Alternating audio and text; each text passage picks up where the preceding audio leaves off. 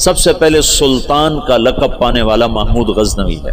سلطان کا جو لقب سب سے پہلے ملا ہے وہ محمود کو ملا ہے، سلطان محمود غزنوی. اس کا باپ غلام تھا، غلام سبکتگین غلام تھا. یہ گیا شکار کھیلنے، تو ایک ہرنی کا بچہ اس نے شکار کیا، تو اس کو اٹھا کر اس نے گھوڑے پہ رکھا، ذبح نہیں کیا، گھوڑے پہ رکھا، گھر جا کے ذبح کروں اور واپس موڑا. ایسے اس کے پیچھے نظر پڑی تو اس نے دیکھا وہ اس بچے کی ماں اس کے پیچھے پیچھے آ رہی تھی.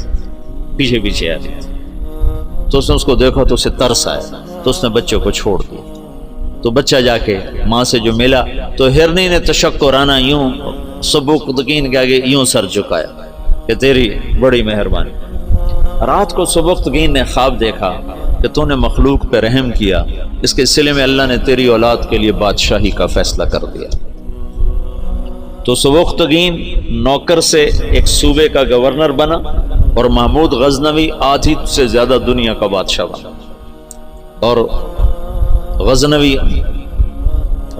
پوری دنیا کا کسی زمانے میں سب سے خوبصورت شہر بنا. محمود 33 سال کی حکومت کے بعد فوت ہوا ہے 416 ہجری میں. 1974 میں غزنی میں زلزلہ آیا اور محمود کا مزار بھی ٹوٹ گیا، قبر بھی پھٹ گئی. ظاہر شاہ کا مرحوم کا زمانہ تھا، تو اس نے قبر کو دوبارہ اور گنبد کو مزار کو دوبارہ بنوانے کا حکم دیا. تو انہیں ساری قبر کھول دی، ساری قبر کھودی تو اندر کچھ بھی نہیں تھا. تو ان کو جستجو ہوئی تو انہوں نے تھوڑا سا اور کھدائی کی، تو پھر نیچے سے ایک اور وہ لحد نکل آئی. وہ جو اس لحد میں اس کا تابوت پڑا ہوا تھا، لکڑی کا تابوت صحیح سلامت جیسے کوئی ابھی رکھ کر گیا. اور اس کو اس وقت قبر میں گئے ہوئے 1000 برس ہو چکے ہیں، 1000 برس.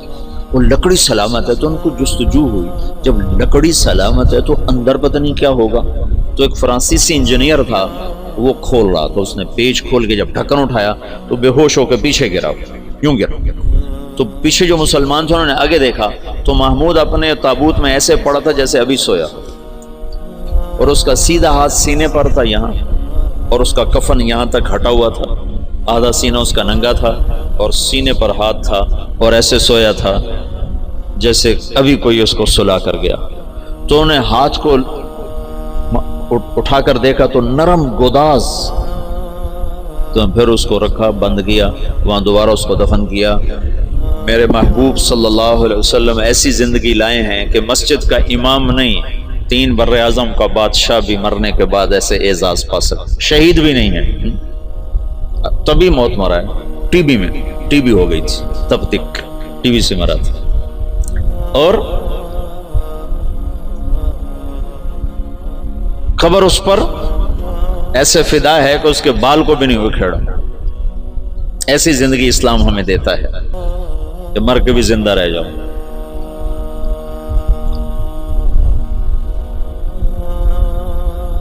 تو شہاب الدین غوری پھر پہلا بادشاہ ہے جس نے باقاعدہ محمود کی مثال ہے جیسے کسی نے ہل چلا کر زمین برابر کر دی. اس کے پاس ایک شخص آیا کہ حضرت کا سلطان میں بہت مظلوم ہوں. کیا ہے؟ کہ تمہارا بھانجا تیسرے چوتھے روز میرے گھر آتا ہے، میری بیوی کے ساتھ برا کرتا ہے، مجھے گھر سے نکال دیتا ہے، میری تجھ تک پہنچ بڑی مشکل سے ہوئی.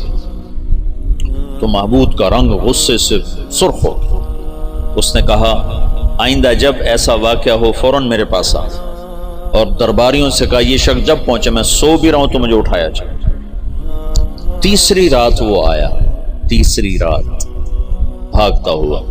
تو سلطان اس کے ساتھ اٹھا اور اس کے گھر پہنچا، اور اندر جاتے اس نے پہلے چراغ بجھایا، پھر ایک وار کر کے اس کا سر اتارا، پھر ساتھ ہی وہ زمین پہ گر کے کہنے لگا ویحک اسقِ، تیرا بھلا ہو جلدی سے پانی لا. تو بھاگ کے گیا، پانی لایا، پانی پہ کہنے لگا چراغ جلاؤ. چراغ جلایا تو مقتول کو دیکھ کر اس نے کہا الحمدللہ. تو اس نے پوچھا سلطان یہ کیسے ہوا؟ میں کچھ باتیں سمجھنا چاہتا ہوں۔ تم نے چراغ آتے ہی بجھایا، قتل کر کے زمین پہ گر گئے، پانی مانگا، اس کو دیکھ کے الحمدللہ کہا، یہ کیا مسئلہ ہے؟ تو محمود نے کہا جس دن تم فریاد لے کر آئے تھے میں نے قسم کھائی تھی نہ کھاؤں گا، نہ پیوں گا، نہ سوؤں گا۔ میں 3 دن سے بھوکا بھی ہوں، پیاسا بھی اور جاگا بھی ہوں کہ جب تک تیری مدد نہ کر لوں میرے اوپر کھانا پینا سونا حرام ہے۔ آج تیسری رات کا جاگا ہوں، ایک لقمہ کھانا نہیں کھایا، ایک گھونٹ پانی نہیں پیا۔